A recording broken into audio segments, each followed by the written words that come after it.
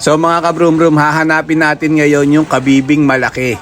Okay, so samahan nyo ako mag under the water adventure for today's video. Mga kabroom-broom, okay, so ayan na nga, nagumpisa na si kabroom-broom yung sumisid mga suki kahit hindi tayo marunong lumangoy.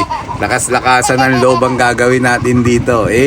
Kunyari kala mo hindi kinakabahan niya. Nandito na nga, dito tayo sa ilalim ng tubig mga kabroom-broom. Grabe, na-amaze ako dito. Sobrang ganda pala ng under the water talaga. Na halos wala naman taong kayang gumawa ng ganito kaganda. At ngayon ko lang nakita to. First time kong nakakita ng ganito kaganda mga suki. At ito na nga mga suki. Malapit na tayo dun sa napakalaking kabibe. Okay. Napakalaki palang kabibi talaga nun. May ganun pala talaga. Tapos bumubuka-buka pa siya. Diba no? Nakakatuwa. Ayan siya mga kabroom-broom oh.